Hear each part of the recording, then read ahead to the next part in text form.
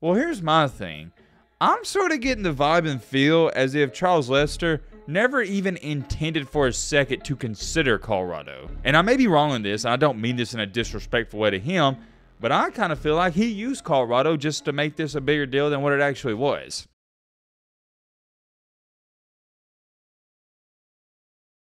Ski-yee! Ski-yee! Ski-yee! Hey, hey, hey, ski-yee! If you say me, you try to bow us out, ski-yee! Let me lock in, let me lock in, let me lock in, let me lock in. That's not the intro. Y'all know what the intro is. Another night. Say with me now.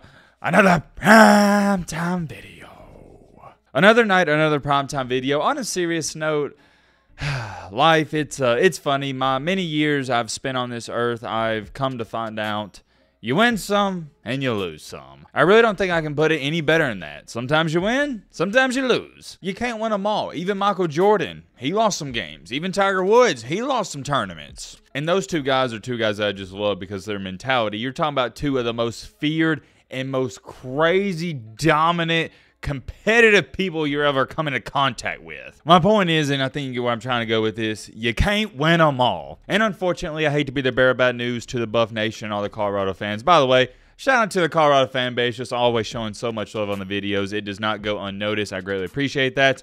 I have to bring you the sad news that you didn't do it. Deion, a.k.a. Coach Primetime. He couldn't do it. He couldn't flip Charles Lester from Florida State. If you don't know what's going on, I'm not giving you the run through because that's not fair to the people who have been keeping up with the channel and watching the previous videos. Most of y'all know what I'm about to get into, and if you don't know, I'll just tell you this. Deion Sanders was attempting to flip, well, not even flip, but pretty much steal away Charles Lester from Florida State, and he couldn't do it. For those of you that also don't know, Charles Lester is a 5-star cornerback in high school. And when I say Deion couldn't steal him away from Florida State, Charles Lester wasn't even committed there, but the notion around the country was that that was the heavy favorite. So if you could get him away from Florida State, yeah, that'd be like stealing him. And a couple of days ago, we made this video right here. I'll pop it up on the screen. Deion Sanders is about to do it again. And I've said it in that video, and I'm not backing away from my statements. I thought Deion Sanders was going to land Charles Lester. Today, when he made his announcement, which just happened, by the way, this is all breaking news, I was shocked that he chose Florida State. And I can't be the only one who feels like all of this is a little strange because remember, Charles Lester, he took a unexpected visit to Colorado only a couple days ago. And that wasn't even his first visit. A month ago is when he took his first visit. So he took 2 visits. One of those he planned and the other one a couple days ago unexpected. Well, here's my thing. I'm sort of getting the vibe and feel as if Charles Lester never even intended for a second to consider Colorado. And I may be wrong on this, and I don't mean this in a disrespectful way to him, but I kind of feel like he used Colorado just to make this a bigger deal than what it actually was. If you take that the wrong way, well, I don't know what to tell you. I don't mean it the wrong way. It's just how I feel about the subject. Let me know in the comment section if some other people are reading the room like that. Because to me, at least, I understand his perspective. Hey, if I throw Colorado in the mix, that'd get me more recognition. That'd get me more attention, more media coverage. Whereas if he didn't even have Colorado in his top 3, it wouldn't have been a big deal whatsoever. It really wouldn't have. But when you throw Colorado in the mix, what happens? It boosts up all of his followers. It boosts up all of his engagement. More engagement, you know what that equates to? More money in the NIL department. You see, a lot of people don't look at it from that standpoint, but it's a thing you need to consider nowadays in 2023 moving forward. A lot of these kids just do things for clout, hype, and attention, and hey, I'm not hating the player. Don't hate the player, hate the game. I'm just saying it's a little fishy, and I'll leave it at that. I'm also going to assume some of you, just like me, you was watching this live, 24/7 Sports, they were streaming it, and dude, if you was in there, you know exactly what I'm about to talk about and bring up.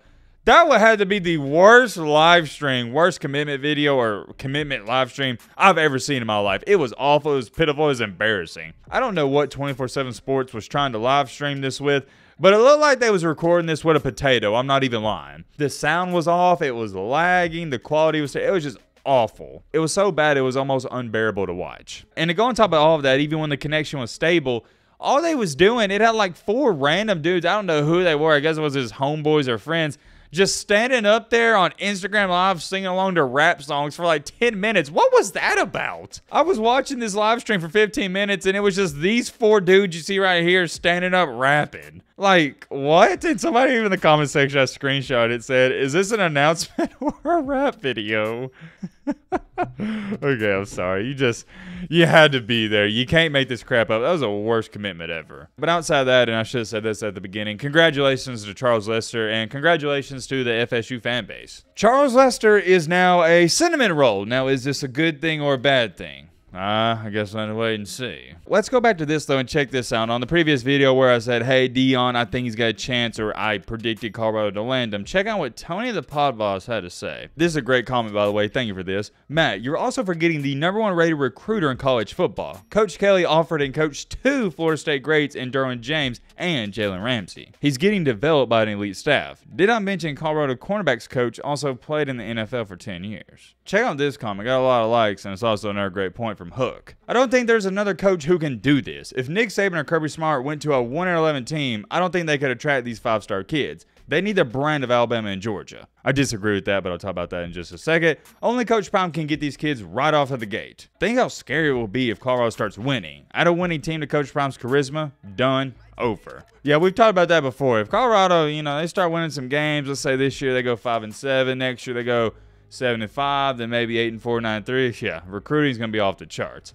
It's already off the charts, and they went 1-11. But the beginning of this statement, I do respect your opinion, but I just highly disagree. Nick Saban could go to an 0-34 team. He's still gonna bring in 5-star recruits. Same thing for Kirby Smart. Come on, man. I love to hype up Coach Prime, but don't disrespect Nick Saban and Kirby. You can't do that. And I would love to read all these comments, but here's the last one I'm gonna read from an FSU fan. As an FSU fan, I've got a bad feeling about this one. Coach Prime does this every year with at least one 5-star recruit. Well, no reason to have that bad feeling anymore because you got him. You got your guy. If I'm a Florida State fan, yeah, I am beyond excited about this. You beat out Coach Prime finally for a 5-star cornerback. Yes, this is something to cheer about. There's not many times you'll be able to say this statement, or I'll be able to say this statement, but Coach Prime, he got outdueled in a recruiting battle involving a cornerback. With all this being said, here's my biggest question about all this, and by the way, you're getting my live reaction. This just happened.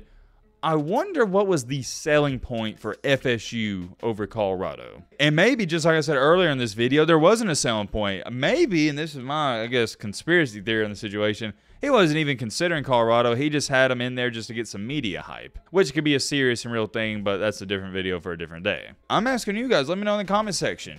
If you were in Charles Lester's shoes, what would be the selling point for FSU over Colorado? It really depends who you are and what's important to you. That would be my biggest guess on the situation. Because if you want to say, well, oh, getting to the NFL, that's his biggest priority, well, it doesn't matter where you go. Colorado, FSU, not a big difference. From a development standpoint, that doesn't matter either. You're going to get developed just as good at Colorado as you are at Florida State. From a coaching standpoint, I'd say it's pretty equal. The only thing that is a big difference in all of this is brand recognition. Florida State is the bigger brand, and also need to throw this in there, they are the better team. I personally think if there was a reason, that was the ultimatum. Yeah, I just really don't have too much more to say about this.